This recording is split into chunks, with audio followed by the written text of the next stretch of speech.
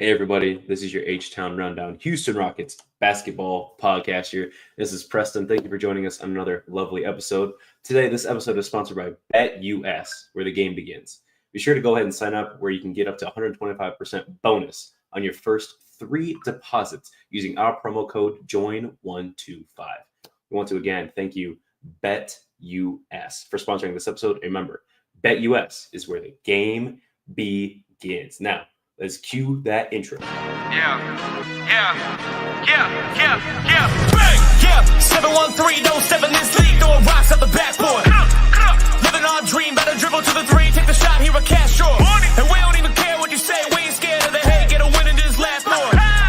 Stand in the paint, better clear out the way, hit the court with the black force energy. Every single week on a killing spree, you kidding me? You talk about winning with the epitome, you better be talking with peace and we locking the key on them. Know that it's rocking with Ryan and Donte, the drip guy, we beyond the gossip, the topics we talk on a pop and we conquering the obstacles that we cross as a team. Shot from the seats, we the Rockets like Elon. It's the H-Town Rundown. Let's get started right now. Hey guys, thank you for joining us again on another lovely episode. To start off, man, I got my boy Ryan joining us once again on the H-Town Rundown. What's good, Ryan? How are you, brother? I'm good, man. How are you? Good, man. I'm doing good, man. It's good to see you. Plug yourself in, bro. You already know where to find me. Ryan Diamond 15 on Instagram, Ryan Diamond 15 on Twitter, and Rockets on Sports Illustrated as well, right here on the H-Town Rundown podcast and the Rockets Round Robin podcast, and soon to be the Off Topic podcast as well. Stay tuned for that. We got another little thing jumping up, man. But yeah, it's good to have you on, Ryan. And of course, Coach D, bro. What's good, Donte? How you been, bro? I've been doing good, man. Y'all can find me at Coach Donte 31 on Edge. Y'all can find me at Coach Donte 5 on Instagram, where I promote young high school athletes as well down here in Houston. So y'all can find me at the H-Town right here, H-Town Rundown and the Round Robin as well, talking about the Houston Rockets and pregame show. And that's where y'all can find me at. Absolutely, man. And finally, guess what? Yes, sir. PG, man. We got Pastor George back in the building. I like that song a lot, actually. What's going on, brother? No, man, y'all know where to find me at on Twitter. Only look for me on Twitter. Don't look for me elsewhere, even though I am elsewhere. But on Twitter at Earl of God, talking everything and all things sports and everything else. So, yeah, man, you know where to find me. Let's get started. Yeah, let's get started, man. First off, again, Pastor, we appreciate you jumping on again and talking more Rockets ball today. And it's been a while. This, for those of you who have been with us the entire time since we had 78 followers, this is the original crew right here. The three of us, PG, Donte, and I, man. And now we've got Ryan kind of taking PG's place here. It's been an interesting dynamic for sure. And I'm very interested to see how this is going to play out today. I've been on with Ryan before, though. Yeah, we've been on before. Yeah, it's been fun. The 4 of us together, it's going to be a great energy. Yeah. It's going to be great. So let's talk about actually, before we do that, be sure to follow at the H-Town Rundown on X as well as YouTube and Instagram. And follow me, Drip2Ps_GWD on X as well as Instagram and YouTube. Check it all out, man. We everywhere. We got a lot of things going on now. And like you see, we got a promo now finally. We sponsored, baby. So check it out. Check it out.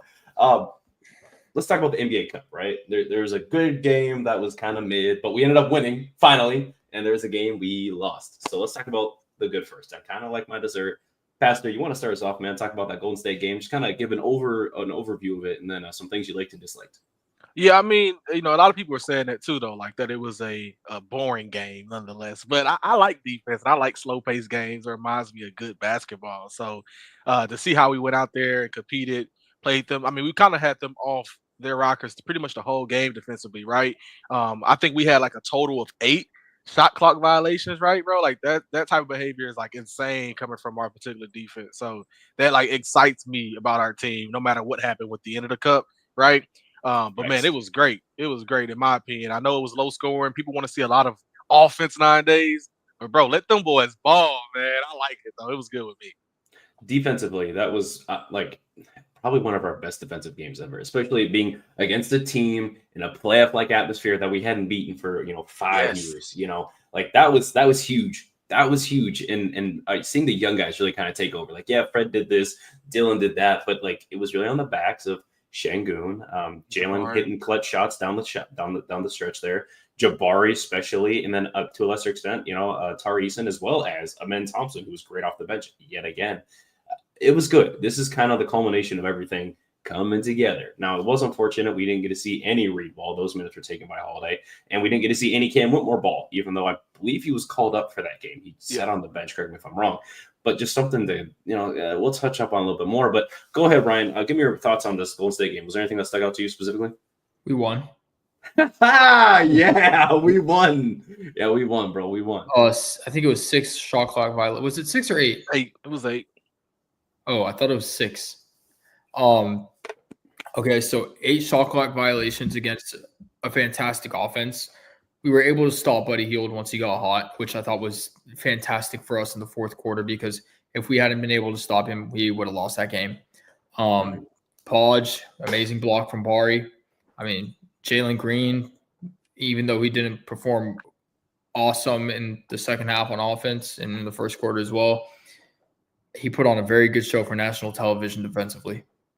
Yeah. And although for us Rockets watchers who really see Şengün and how that was not a great game for him, the media took that as a great game for Şengün, which was perfect for us.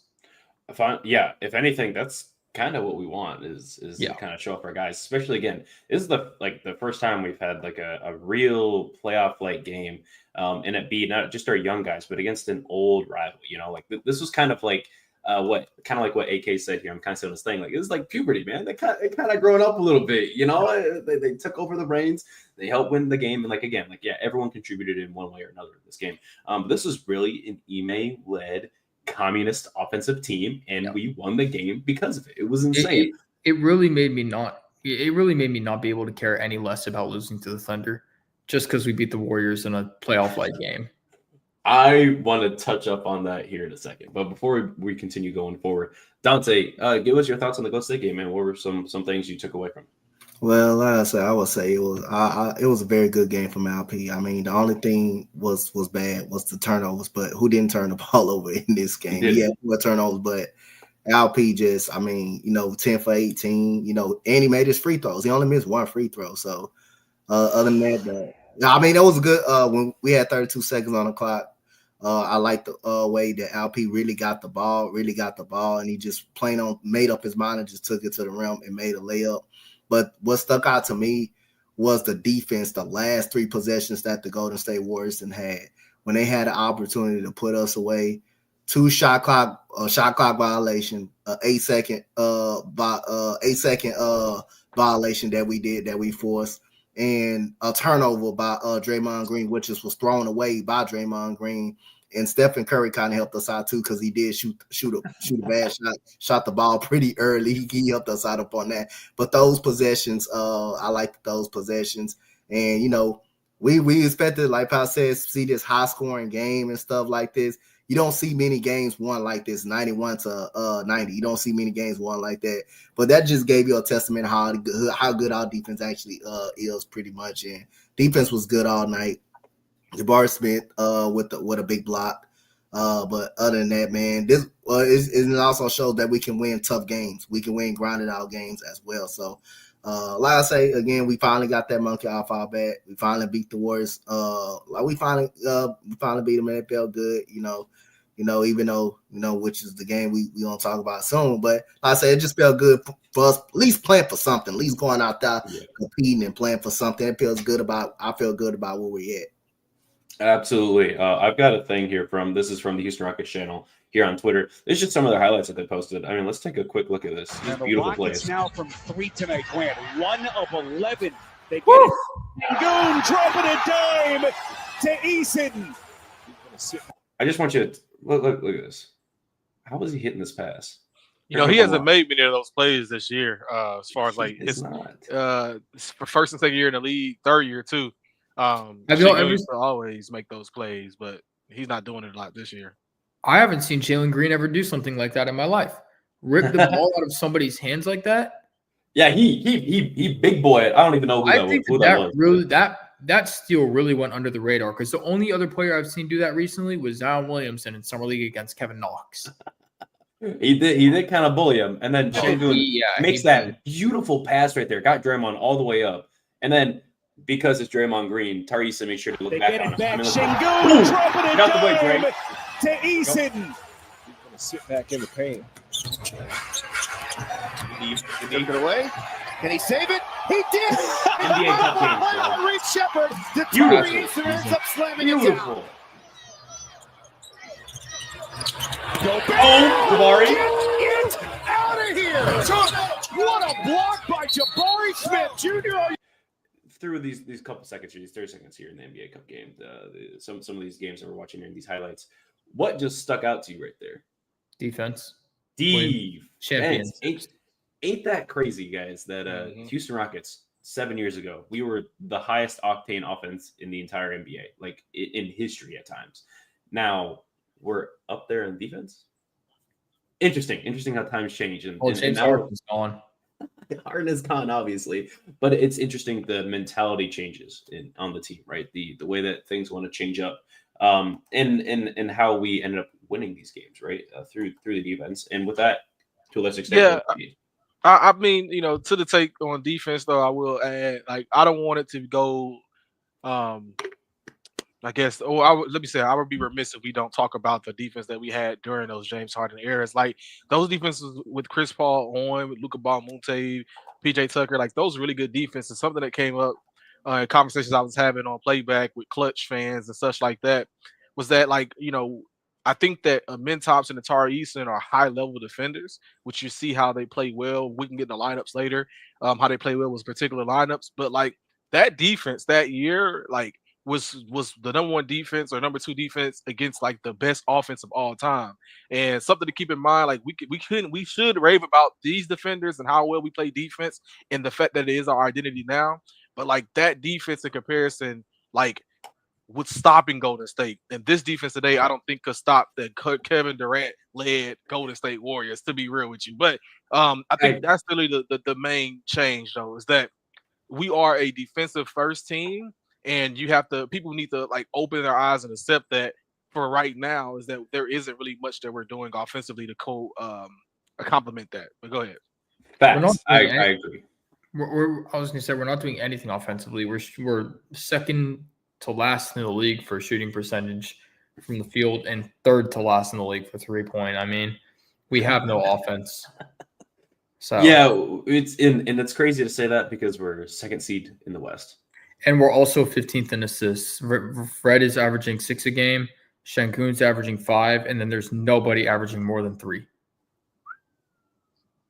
Interesting here. Now, before we continue on, this was the end of the game here. Again, Jabari Smith Jr. with a clutch block. Just take a look at his presence here. They got a piece, and I mean, he really just – now, let me correct myself here. He really just gets in there. Look at this. If it wants to reload, please. A piece, and it is back to Podziemski. They got a piece. I love how the Warriors so sad, man. Like the Warriors sad makes me happy. Yeah, you know, and that to that point though, Ryan, too, like, they were sad, and I heard a lot of people talking about how much this game did not matter to people. And I will say that, like, Draymond said something. Sad.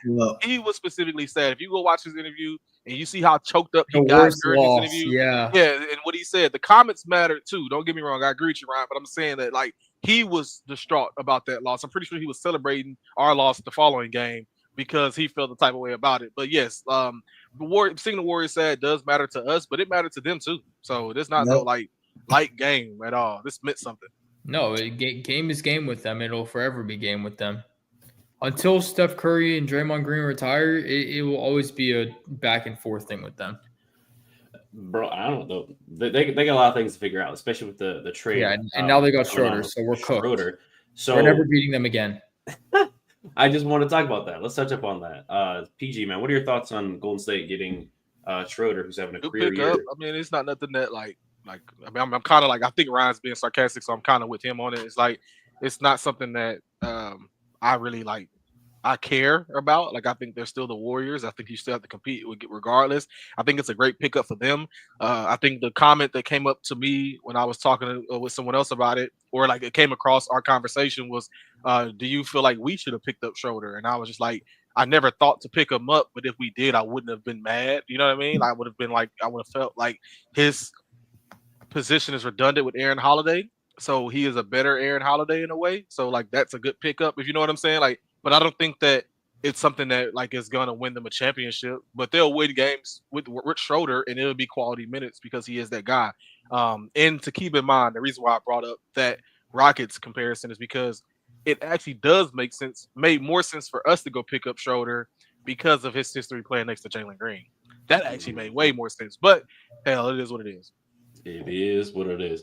Good breakdown. Good breakdown. Anybody else have any thoughts on Golden State getting Schroeder? Yep. Okay. So I think Golden State getting Schroeder is actually going to end up really well for them. I'm pretty sure he's averaging about 20 on the Nets. I know it's the Nets, but he's still having a career year. He played really well in the the Olympics as well.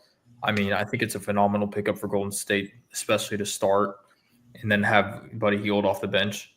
I mean, I think it's a phenomenal pickup for Golden State. And I think it will be tougher for us to beat them because now they have not just 2 or 3 shooters, 4 shooters. They have 4 shooters in their starting lineup. Yeah, so, it's going to be interesting. Yeah. And is he in the starting lineup already? Yeah, no, he's going to start, I'm sure. I mean, you want Buddy going to the bench for yeah, that's what I'm saying. Like, you have Buddy Hield at the shooting guard. So didn't Buddy start on the bench? He started on the bench, but he moved to the starting lineup, and he's definitely better. I think he's going to go back to the bench now that they have Schroeder. Schroeder makes sense coming off the bench for like a month. To me, he comes off better. I agree with you, but I think that Buddy has a bigger presence off the bench. It's like Tari Eason and Amen Thompson for us. An interesting comparison. I see it. I see what you're saying. Donte, what are your thoughts on Schroeder going to Golden State? Anything at all? Nah, I mean Schroeder is a solid player, man. Very good player. One thing about his game, he has improved his 3-point jump shooting. He can always make, but he wasn't never a consistent good 3-point shooter. But he's worked on that jump shot, and that will make him more tough for the guard because he can also go to the rim and finish at the rim. And he's a good veteran point guard to have. So I wouldn't mind having Schroeder back on this team. But I will say, I would like to see, since we're not already playing Reed too much and we're focused on winning games, it seems like I would like to give Aaron Holiday some more time. More time. I would like to give him some time at the backup point guard. He's also our best shooter.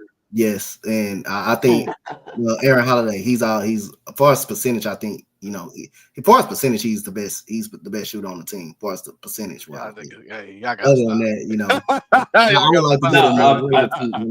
I'm gonna double check, but I'm pretty sure percentage wise, he actually is. He might be percentage wise, but y'all gotta stop with that. That's not something y'all should be spreading. It's like he don't even play some games. Like he hasn't played majority of games this season. Like if that's the case, then Reed Shepherd's our best shooter, and he's like having his worst years in his whole career. But like, nah, I mean, I just disagree. That's all. It's not. Yeah, for sure. So let's move on to OKC. Last night, what the hell happened, Ryan? I didn't get to watch the game because I was traveling back, driving from college. But he's not.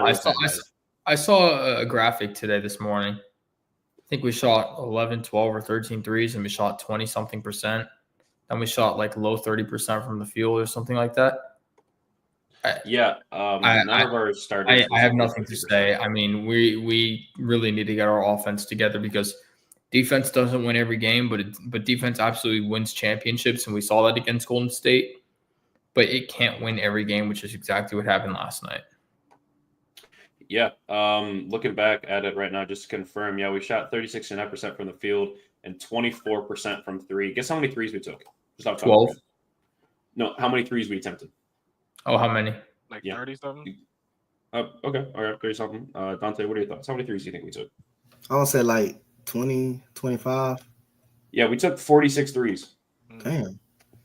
We made 11. Okay, so that's what I saw. Yeah. And we took 25 free throws and made 15 of them, so we missed 10 on that as well. So not only were we not a great free throw shooting team, but we only made 11 threes out of 40 sticks.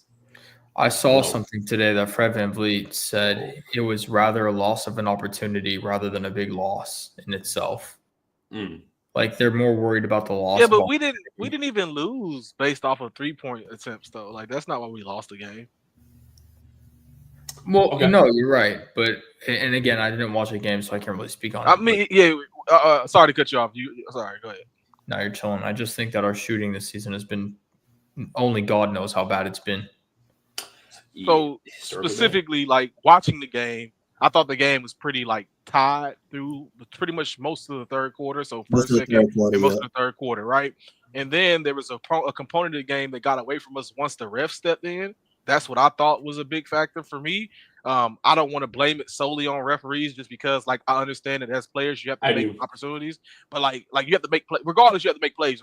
Good calls, bad calls, you make plays, right? So Fred had open shots, Jalen had open shots. Jalen wasn't attacking. People didn't know where to get their shots. Şengün had one of the most horrible games of this season in his career. So like those things do matter, right? But we won in rebounds. We run our 3-point percentage was horrible, but we made the same amount of threes that they made, right? And we lost in field goal percentage by 10%, which is fine, right? But we made the same amount of free field goals. Well, okay, we made 35, they hit 36. Now, what mattered though was specifically the 15 made free throws that we had versus their 28.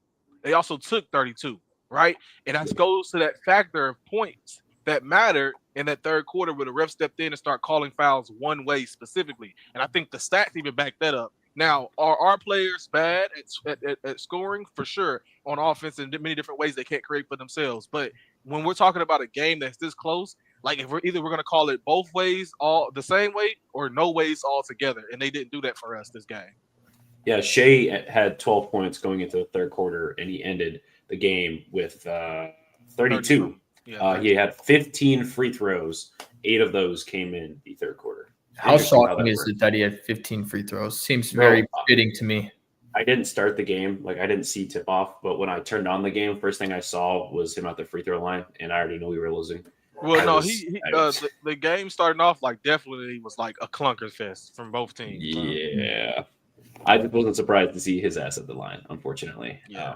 He always be there. A lot of LP struggles, was at the rim, but they were easy shots, bro. He could have easily made. I mean, he got Hardenstein in some great positions, and he would just clanking. He would just short on every shot that he pretty much took last night, outside of the 3 that he made.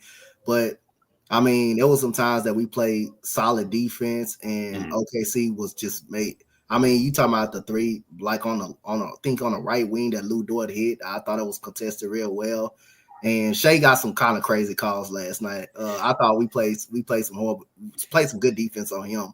I just thought the refs kind of bailed him out a little bit every time we put a hand on him, or every time he would just he'll just go run into somebody and they'll just blatantly call a foul after he's drawing the contact. So he kind of got some calls last night because he was struggling. But that's why I said that free throw line kind of help you get your confidence and get your shot going too. Because he got to the free throw awfully a lot on some crazy contact that he kind of forced last night. Agreed. Another thing to continue on to this, we talked about 3-point percentage a little bit ago. Something that was intriguing is how many threes Dylan Brooks attempted. Anybody want to guess? Throw out a number. 7. Okay. He took 13. He made 4 of those. I don't want to see that shit ever again. Dylan Brooks should never, bro. I'm sorry. 13 attempts from DB. I'm sorry. Yeah, I mean, you're not getting scoring. Okay. You got it. No, you're speaking first. You're not getting scoring anywhere else. It's not like your other guard score. You can't really so for instance, this is important to note. Let me go back to Donte's point, which leads into your point about Dylan. Sure. Şengün had a horrible showing offensively, but if you go watch the games, the defense converged on Şengün a lot, and they could easily because we don't make shots. We have not been making shots, right? Had the conversation before the game with someone else talking about how bad our guards are at scoring and why you need them to make shots, because when Şengün gets double teams and triple teams on them, you have to be able to kick it out. You have to be a knockdown shooter, right? So, all the time. Yep. Now Dylan was that guy this game, but also it does go to Fred and Jalen as well. But Dylan was the only one in 13 attempts that was making shots. No, right? making shots because He made every shot that he shot, it wasn't like 4 of 13. See, this is what I'm saying. But like, Yes, this is the that's not problem bad. though. The other ones were. This is what I'm saying. Like, if he's wide open every time, you're gonna tell him Yes. don't take it. Yes, That's what I'm exactly. saying. You're gonna tell him not to take it. Exactly. And Fred VanVleet in the third quarter was open 9, wide open. He was open 9. He couldn't shoot. He couldn't shoot. Jalen Green couldn't shoot. Nobody else could shoot. Right. Dylan Brooks was the only one to make threes. We had 11 threes. He got 4 of the threes. So if you wide open, you're not going to tell a player not to shoot the basketball, especially when the defense in the paint is loading on LP. And especially by design. By And design, the guards and Dylan are supposed nobody to just shoot. couldn't shoot. They couldn't shoot. Yeah. Nobody couldn't shoot. Yeah. And Dylan Brooks was the only one really out 4 for 13. Yeah, it looks bad. But like I said, I'm not gonna be mad if it's open. That becomes a point you gotta say, we're just not making those shots. We're just not making shots. We have opportunities. We're just not making them. And plus, LP they're not gonna play him one-on-one. They're not gonna guard him one-on-one. Go ahead. What is worse? 4 for 13 or 1 for 8? They're both bad. No, they're not. They're not bad. Even statistically, they're not both. They're not even relatively the same. One is 30%. The other one is 12. Yep. 13%. That's a difference, a clear difference. And one of them is supposed to be a shot creator and a scorer. The other one is a veteran contributor on both sides of the ball, right? Who only supposed to get spot up shots, right? The other guy who was 1 for 11. What is he? What does that sound like? So what does 1 for 11 sound compared for 4 to 13? All of it is bad. Don't get me wrong, but statistically, one of them is 10%, the other one is 12.5%, the other one is 30%. Dylan shooting 30% isn't bad. Fred VanVleet and Jalen Green shooting 10 and 15%. What is that? All right, then. Come on, bro. Like let's Dylan. If he the one being aggressive taking shots, that's not gonna make me mad. What made me mad is that he's the only one doing it, and them other guys aren't making shots. If he was doing it, and it cost us the game, then we'll talk about it then. But that's not even remotely what cost us the game. What cost us the game was Jalen Green and Fred VanVleet not making shots. And I This respect is what that. I'll say. They be wide open. Fred VanVleet was wide open. You wide. It was one possession on I believe it was a fast break. Jabari Smith gave him straight the ball on the right side of the wing. You shorten a shot wide open. At that point, he's 0 for 9. He has not made a 3. And like I say, most of them was good shot. Like Dylan Brooks was the one that was hitting open shots. Was hitting open shots. I mean, it's no other. You can't just tell a player you can't shoot it wide open. Shoot it wide open. We can't go in the paint. You can't go in the paint with LP. You just can't go. You can't go in the paint. Okay, and I'll just give my take on Dylan Brooks shooting. I guess 4 for 13. If he's the only player that's making even a few shots and he has a wide open look, take them. And not only that, I don't know what the numbers are saying, but he's also been one of our better shooters this season. I mean, especially watching the eye test. Yep. So I'm not even complaining about him shooting, especially in a game that we just shot terribly as a team in general. It wasn't going to better us. Here we go with that. So overall, right, he took 13, right? He shot 30% from 3. He shot 29% from the field. Okay. So okay, now hang on. Overall, we're comparing our guards, right, to Dylan Brooks in that aspect. Jalen shot 36% from the field. Okay. No. So with that's what we're doing, right? No. You're absolutely wrong. I'm not gonna let you get that off because you're good. So Jalen was 5 for 14. Dylan was 5 for 17 from the field outside of 3 points. The reason why you're merging 3-point attempts with the overall attempts, what makes it what you're saying as far as totality. So no, 5 for 14, 5 for 17. That's the difference. Talk about that. They both only made 5 shots. Only made 5 shots. Difference. With Dylan Brooks being our leading, with our leading scorer being Dylan Brooks, our leading shot attempter. I apologize, with 17 shots, right? And that's where I'm coming through with the whole thing here, right? Like, do I want people who are open taking the shots? Absolutely. My issue isn't necessarily Dylan Brooks directly taking the shots, but forcing the issue on a few shots, right? Going in with some of his post ups. The problem, bro. Like he's not even remote. He's not remotely the problem overall this season. Hold on, bro. He's one of our best players. See, that's what I missed from PG. He be saying what's straight, and even though we disagree here, it's good to have the conversation.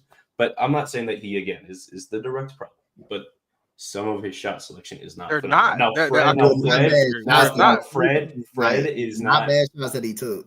An open saying shot is not a bad all shot. 17 all 17 shots were open. That's what Yes, most of them They was were. open. Most of the shots much. were open. Most of the shots that he shot Be mad that he was missed wide them. open. Yeah, be mad that he missed them. The only couple of shots that you can argue is the post up fadeaway. That's what I just said. The Yeah. post up. Yeah, Shots two that of That's what I said. I said the two post shot up. that wasn't open that he forced, but the rest of the shots last night was wide open. He just missed some, but like he was the only one making them. Now Fred VanVleet, he couldn't make anything. Regardless, he couldn't make any shot that was open or anything at all. Jalen Green couldn't make a shot that was open. That was open at all. Jalen Green only made 5 shots, the same amount of shots that Dylan Brooks was made. But again, your guard's supposed like Fred VanVleet supposed to be this great shooter, and he's going 0 for 9. He's supposed to be the great shooter. He's supposed to be going 0 for 9. He's 0 for 9, like wide open. What is going on with Fred VanVleet? Anybody does anybody have I don't know if we have an answer for that. But I feel like last season, comparatively, he was a lot better. I mean, he averaged almost. Last year was one of his best shooting seasons of his career. And now he's kind of he's completely regressed. I don't know if anyone's got any thoughts on that as to why we're seeing he just had like a 35-point game a couple games ago. Like it's not abnormal. He's playing alongside Jalen Green. That part, but it's not abnormal that like Fred VanVleet has always been an inconsistent shooter. Like Fred VanVleet has always been a guy who's going to make big buckets in big moments, but he's never been a guy who's going to give you 25 a game every game. That's never was. Yeah, that's not what I'm asking. I guess I know. I'm just giving you an understanding of who he is as a person. So it's like Fred VanVleet is not supposed to be your leading scorer every single night, any given night. Fred VanVleet is supposed to have a game every 4 or 5 where he gives you 25, maybe. And go ahead.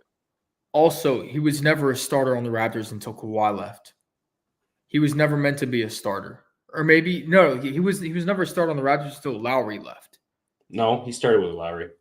No, he didn't. Yeah, he started at some point, but I don't think he was like a. He wasn't a bona fide starter. When Lowry left, that's when he became a full starter. Did he have that's what I'm saying. When Lowry left, he became a full starter. He was a spot starter while Lowry was there. But didn't he have like a crazy month or something where he was going for like 20 years plus or 30 plus? So it's like those are the potentials in him. But like again, he is never supposed to be like our replacement for Harden, right? You know what I mean? Right. Exactly. Yeah. So go ahead. The expectations we set for him were way too high. No, he did what we needed him to do last year. He did exactly that. Right. But he did more than what he was supposed to be, I think. He did a great job for us last year. Yep.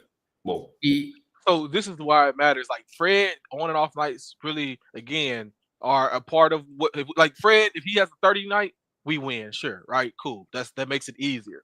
But Jalen, if he at least gives you 25, 22, maybe, like, or just a regular 20 every single night as a shooting guard, like that just gives leeway for like Fred to only have to give you 10, 12, right? For Şengün to have to only give you 18 to 20. For Jabari, you only have to give you 10, Amin to give you 10, Jari to give you 5, 10, and you can still win that game. So the point is like Fred, I don't even want to think of Fred as like a high scorer type of person, right? Like even with Dylan, I think Dylan had a game where he dropped like 28 against the Blazers. Yeah, from 3 in, like he was just going hot from 3. Like you can't rely on that. Those aren't supposed to be the scores. We have a guy that we just extended to be that guy. You know what I mean? And that's just we're not getting any of that from him. That was more of what I was trying to say. He's still our leading scorer on the team, but I hear you. I understand your point. But as far as people showing up tonight, Amin Thompson, 9 of 15 tonight. I mean, he's the only one that looked like he was there. Solid game from overall. He was the team's leading scorer off the bench, had 19. What are your thoughts on Amin's game tonight? Great job. Did a great job. After they stole a 3 from him.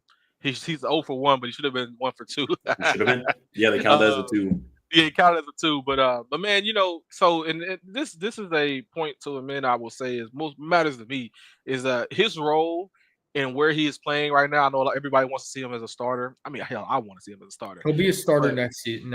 I don't, but it could be 4 years from now. It doesn't matter. His role right now is good for his development as a player. So I like as we continue to see more and more of him, and he understands basketball and where he wants to be on the court, where he wants to contribute on the court. I think that it'll get there. Asking him to be the starter today would just kind of ruin it. Whenever something doesn't go right, I think he can probably persevere a lot better than guys like Jalen who struggle with the big moments right now. But Amin giving what he can at the height that he is right now, offensively and defensively, it matters to me, and I think that it's going to pay dividends at some point in the future. Exactly. And I think something that really stands out to me about Amen is actually from Ime. If somebody scores on Amen, it's Amen's fault. Mm-hmm. And I think that's perfect for his development as a young star into this league. I mean, especially on a defensive team, and he's only going to get better as offense as time goes on. I mean, we're already seeing him shoot what's he shooting from three? He's shooting like at least 30% from the corner, if I'm not mistaken. I mean, his 3-point is looking a lot better this year, minus top of the key. So he's developing really quickly. Yeah, he's shooting 29% from three this season. Yeah. But I'm talking about that corner shot. Yeah, I'm not sure what his. I don't think there's like an actual stat for that, but it's pretty good. It's good to see it. And he's not to mention, not only is he doing well and like playing well, he's averaging 12 and 7 off the bench. It's crazy. It's ridiculous. Second year player averaging 12 and 7 next to Tari Eason, who is also playing ridiculous out of his mind, as we've seen. There's a lot to like from our bench guys here. I'm looking up Tari's stats so I can add on to that. Tari's averaging 11 and 6 as well here. Wow. So I'm actually surprised to see that. Talking about those guys reminds me like the way that we play defense, right? It really was missed in this game against OKC because like we play defense hard. We were there, we were making stops. But one thing that I think that OKC did stop us is like whenever we did get a steal, we didn't get those transition points that we often get easy, especially to start the season. Amen is really good at that, taking a steal and going, halfway down the court, dunking it. Tari as well. I feel like they cut off a lot of like points in transition that could have like really taken place, or even just like when turnovers happen, they had been like going away from our goal, right? So their defense got back, got set, and then we just got into our half court offense. So that's also something that because you were talking about that, I just remembered like people should pay attention to that too, is that like we're not getting the same first 15 games of like Tari and Amen where like they created offense off their defense off of steals alone, right? I think Dyson Daniels is like broken away with the steal leading the steals this year. So, and that's why.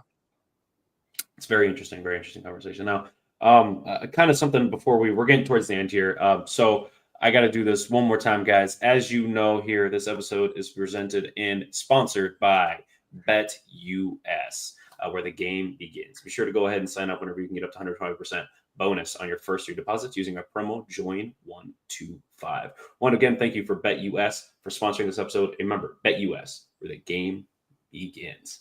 Thank you for watching, guys, and we appreciate everything going on here. Now, last kind of bit here I want to talk about is, and I'm going to get Pastor's real take on this because we kind of talked about it a little bit last time, but we haven't had the OG's opinion here.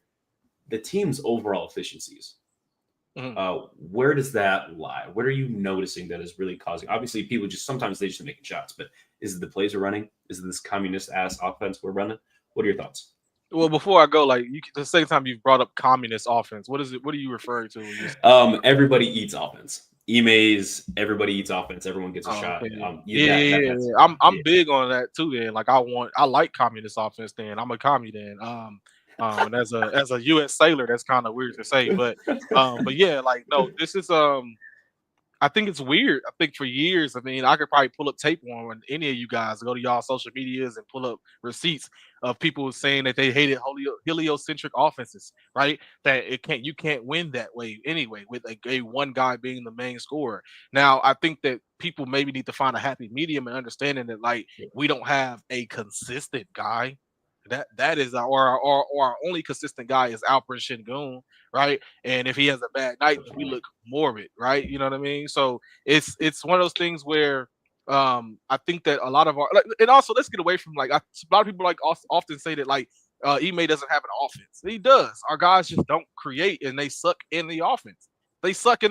This team and Jalen Green, Fred VanVleet, parts of Dylan Brooks. And what we do with Jabari, who's come along recently, though, they don't know how to create for themselves in this offense. Our goal is to use switching, in attacking the what's it called, the mismatch, right? So using switching, using high pick and rolls to create a mismatch. When you get that mismatch, your next goal is to either get past that man or get the shot that you're comfortable with. If you can't make that shot, then you're gonna look like a bad offense.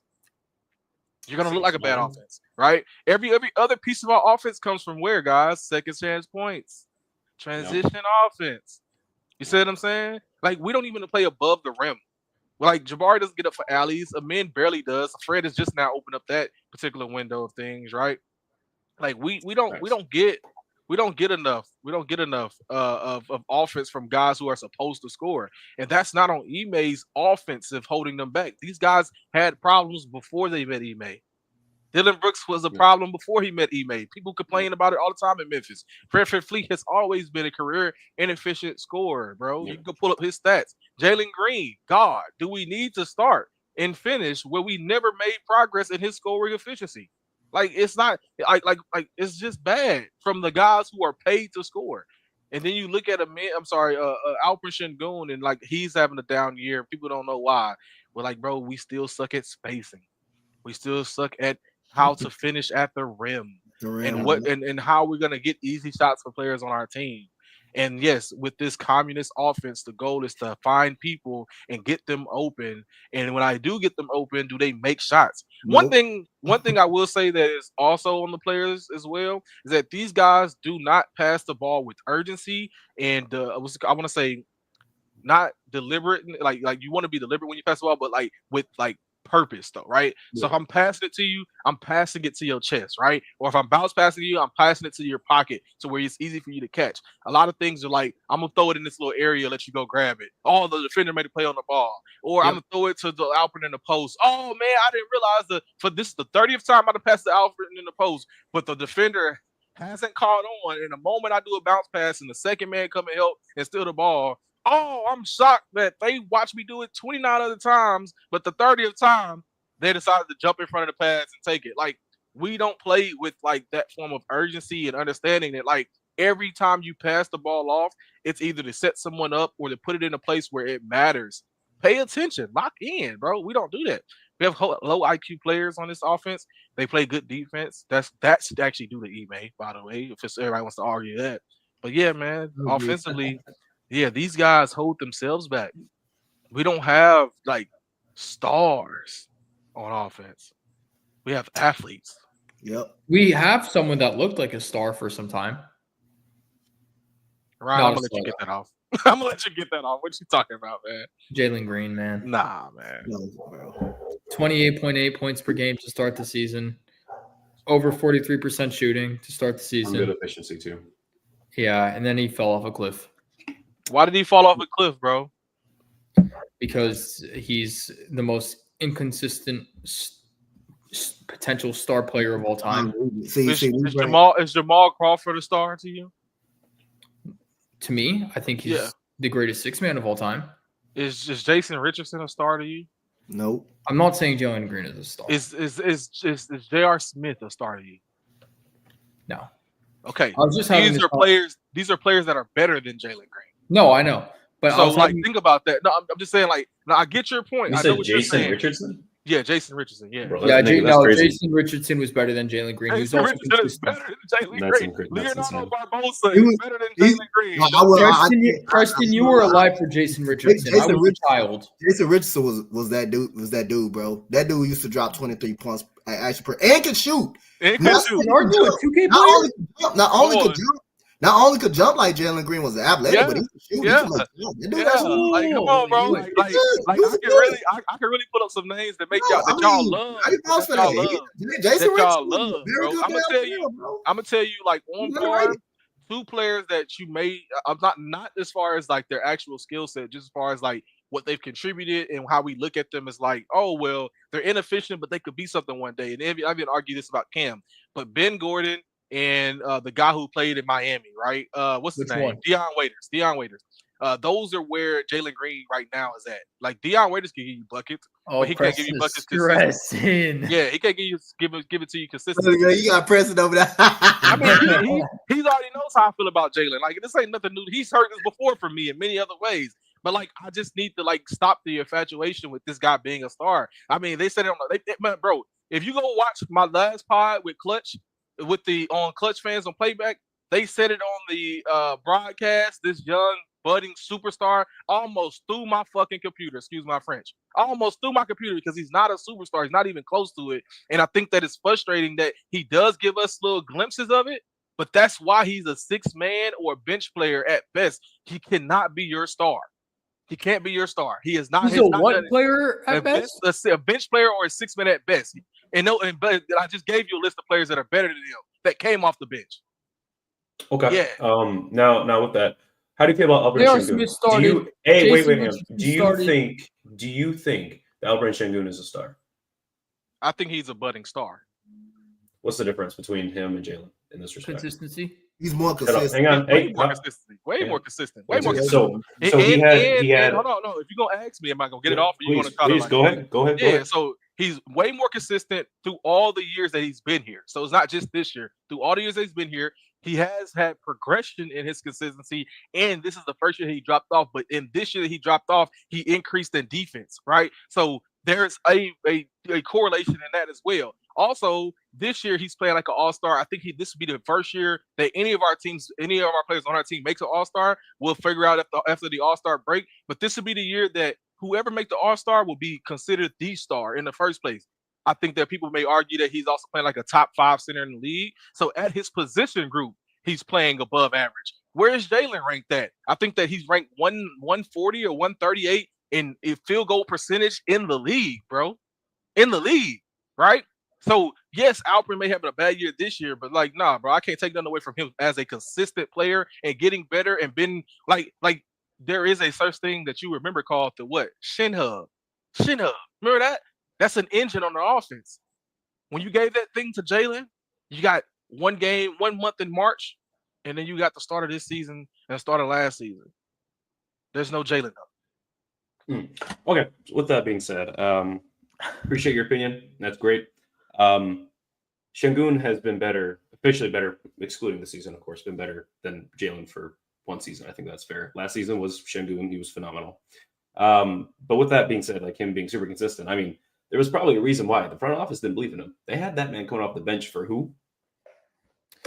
What's his name? Very interesting. Usman Garuba. Bruno Fernando. Bruno Fernando. It was Bruno.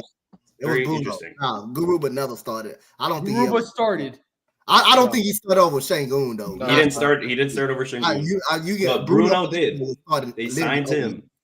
They signed Daniel Tice too. So these are just things that's interesting. That doesn't those aren't even correlated. Like just be like absolutely. Like no, they're not. They didn't believe him enough to start. Sure. Like so Jalen always just started. because you didn't believe in him doesn't mean that he's not a good player. Like the team was not even playing Shin Hub, and they also didn't play to Şengün's thing. Like we always played to Jalen's strength, and he always been bad. So hold on, coach, bro. Because like this is not an aha got you moment. This is you saying, oh, we've always played to the strengths of Jalen. He's always been bad. We've always did not play to the strength of Şengün, and he's always been good. He's also had the same coaching staff that Jalen had throughout all the years Jalen had this coaching staff and still produce. So is it the coaching or is it the player? It was the coach. It was a coach. Steven Silas. It was the player, bro. No, I think it was the player. Because KPJ still gave you whatever top 5 in the league and catch and shoot threes and still gave you buckets, right? Like Christian Wood still gave you buckets. John Wall still gave you buckets. Like, nah, bro. Like that wasn't like players are who they are, fam. And as you look at you may blame development to some degree on Jalen, but he was an ultra raw talent that would have benefited from starting off with a different coach. I may argue that, but he did not get better. No, I agree with you, He's gotten better. He's phenomenal. But I believe Coach Silas played a part in LP. Yeah, that's because of the coach. He played a part in LP. And LP was still like dropping buckets and being consistent more than Jalen Green was. But Jalen Green just really hasn't took that tail off, bro. He still hasn't. He's still the same type of goddamn player that he has been. But Jalen Green has gotten better throughout his career. The inconsistencies are just still there. He's only gotten incrementally better. Y'all keep trying to over-exaggerate that better. He's only gotten incrementally better. Like the efficiency stuff is still there. That's what I just said. He's gotten better. Look at his defense this year. Go look at his defense. Is his defense? That's what you're saying about. But you're saying that Şengün's offense went here, his defense went here. No, he's always been bad offensively. Jalen's Green offense has stayed here, but his defense hasn't went here. No, bro, like that doesn't like that. If I'm always bad offensively, and then 1 year with this coach, I get better defensively, that has no correlation. If I've always been consistently getting better offensively, and then I've been here defensively for those years, and then I make a jump defensively, but take a plateau on my offense, that would have some relative correlation, bro. I don't think his offense has plateaued. I think his offense has stayed very stable and consistently throughout his career. I'm talking about the second relative was Şengün. The first one was Jalen Green, bro. Oh, okay, yeah. I see what you're saying. But you can't say that Jalen Green has not gotten better. He's gotten incrementally better. He's still always been inefficient. Like, defense, like it's not like he's made leaps and bounds offensively. He has not. He's shooting the same from three all 4 seasons, bro. And this is the worst 3-point shooting he's ever had. He's actually he's only shooting one more attempt in 3 than he did his first year in the league, right? Like, no, bro, his field goal percentage is worse this year than but his shot selection is better this year. Even though it's still not great, it's better. He goes down the court and he shoots 3. He'll make all right, bro. I'll pull up film on this, fam. Well, I will also pull up film of rookie me, Jalen Green shot attempts. There's a whole TikTok reel. He'll go down the court. He'll make 2 threes, right? His next shot will be a heat check 3, and then he'll go down the court and miss the next 4. That's not good shot selection. Good shot selection would be I'll go down court, hit 2 threes, and I'm going to use the fact that they know I'm hot to get to the rim because they're going to overplay my 3. Okay. Or if I'm going to use a pick and roll, I'm going to use a pick and roll to get to the midi. But I'm not good at midi. I'm shooting 26% from midi. I'm also shooting 25% at the rim. That's non-dunk or layup. So that means I have no floater. I have no midi. I have no other game other than shot attempt 3s and dunking the ball. Or acrobatic layups. Clear out the paint, bro. But I like what you're saying because with Jalen Green, that his game. You can't. Hold on. I think Jalen Green is obviously one of the fastest players in the league, and I like what you're saying about make a 3, then drive, get a pick and roll. It would work. I like what you're saying there. He also is one of the only guys who will get past his man and then reset. He doesn't know where you want to go with the ball. He also one of the guys that when he gets past his man, listen, bro. We got plenty of film on this, Ryan. But we can always, Ryan. I think I offered just last time. You can call me, Ryan. Drip God got my number. You can call me. We can set up a moment. We can get on the TV and watch film together, bro. There's also a point in time where he'll get past his man, get contact, and can't finish through contact. That's a year 1 problem, bro. That's not a year 5 problem. How do you not got better? It has improved. It has improved. All right, fam. Thank you. Thank you for coming to my TED Talk. I'm done. Oh, man, this is beautiful. Pastor, it's good to have him back on, man. I love the knowledge that he always be dropping, and it's good. It's Pastor, you know who I think would really like your take about Jalen Green? Talk to me. AD. Yeah, well, that's my guy. AD my guy. Oh, I know. Yeah, that's my guy. Yeah. We also disagree a lot, though, but that's my guy. But no, we and AD go at it all the time. So that ain't not about Jalen Green, no. But like that's because we have relatively agreements on Jalen Green. But like that's neither here nor there. I think for myself in most regards. So like anything I'm telling you, I'm watching with my eyes, and I have a tweet out of me happy for Jalen Green, of me raving about Jalen Green. I also have a tweet about me the same week being upset with Jalen Green because guess what? That's the type of player he is. Yeah, that's not a starter, man. Let me not say because when I say starter, get y'all rowdy. That's not a consistent starter, meaning that is replaceable. Okay, fair. Especially for a year 4 player. No, look, I was just talking to Preston about this, right? I hate talking about trades, but it must be brought up. Nigga, stop. What if we made a trade package and included Jalen Green and we got Tyler Herro? So you can't talk about trade packages or anything for this season. Let's just stop. Anything that you're referring to has to be in context or light of consolidating any other player outside of Şengün and Jalen, or it have to be in light of or in lieu of the offseason, right? So I can't even have hypothetical talks if we're talking unrealistic conversations when it comes to trade package. So I can't do hypotheticals with you if you're not going to talk about things that could really All right, happen. fair. Yeah. We just tend to talk about hypotheticals way too much. No, we can do it. It just has to make realistic sense. Like I'm not going to talk about trading Jalen if you know what I mean? Like it has to be an offseason. You know what I mean? So yeah, or for the offseason. So if there's a player you're looking at in the offseason that could be available and you have a point, then I'll talk about that for sure. Jimmy Butler. In the offseason? I would not want Jimmy Butler. In the offseason, you're asking? Is he available in the offseason? No, I just don't want him. That was just. I would love to have a Jimmy Butler on this team. Yeah. You want Jimmy Butler for 2 years? I would love to have Jimmy Butler on this team, however long we had him. Yeah. At Jimmy 35 Butler, years old? I would love that. I don't know how many times. I would love to have Jimmy Butler on this team. Yeah, absolutely. I don't know what you got. Okay, you have to be. You're gonna have to argue your point here. Well, why? I mean, Jimmy Butler is an all-star. He's also like top 15, top 20 player in the league. I would say, and he plays like 10 games a year. Bro. No. Sure, I love Jimmy Butler. Jimmy Butler is one of my favorite players. But again, I don't want you guys to argue because you threw out a trade part, basically a player that we could trade for with no merit or understanding of what it would take to get him. Yeah, it was hypothetical. So it's like it's an unrealized hypothetical. So it's like you're asking me what would I give up for Jimmy Butler? I mean, it's not really what would much. you give up? There's not much I would give up. I wouldn't give up shit for him, to be real with you. He's too old. But I'm saying if you just ask again, because Drip God Preston fell back in his chair as if Jimmy Butler was a bad player, which is egregious to me. But you're not even adding context of the fact that you can't give up anything realistic for Jimmy that another team could beat and that you felt like was viable. So what you giving up? Cam Whitmore? Giving up Jalen Green and some picks for Jimmy Butler? That's stupid. That's malpractice. You can't even do that. But the question is, does Cam Whitmore see playing minutes with us? If y'all let him, shit, y'all over here raving about Jalen Green. Shit, if you gave Cam Whitmore those same opportunities, you might get better output. He attacks better than Jalen. This right now today. Attacks the rim better. He tries for sure. I do agree. That one person look like you're about to have a fit over there, boy. Bro, I'm trying to remain calm. This water's doing a great job. Yeah.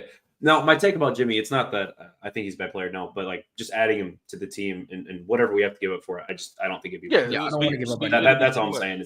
It would be distasteful and honestly, like you said, malpractice at that. But yeah, guys, I think we've had a lot of shit talk today, and it's great. And that's what PG does, man. He's great at it, but he speaks the truth though. He speaks the truth on his own truth, I guess, whether it's right or wrong. I agree with him in certain degrees. Guys, I think that's gonna have to be it. Give us your outros, Ryan. Where we can find you, bro? You already know where to find me at RyanDime15 on Instagram, RyanDime15 on Twitter, Rockets on Robin podcast, HtownRundown podcast, Rockets on Sports Illustrated, and soon to be Off Topic podcast. 100%, Ryan. It's good to have you, brother. Donte, where can I find you, bro? Y'all can find me at Coach Donte 5 on IG. Y'all can find me at Coach Donte 31 on X, man. It's fun to have PG back, man. I said it in the beginning. He's gonna bring a certain kind of energy, and he did today. Yeah. Pastor, bro, where can we find you? You can find me on X. I always say Twitter, but you can find me on X at Early God. Where you get even more controversial takes, I guess since I'm so controversial. You can find even more of those, all things Rockets, all things Texas. I do not like the Astros as much as everyone else in Houston, but I do love them.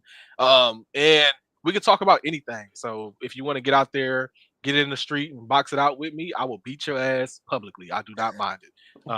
Shout out Preston, who got his ass whooped today. Shout out Ryan today. Hey. Anybody else who wants to get some of these hands?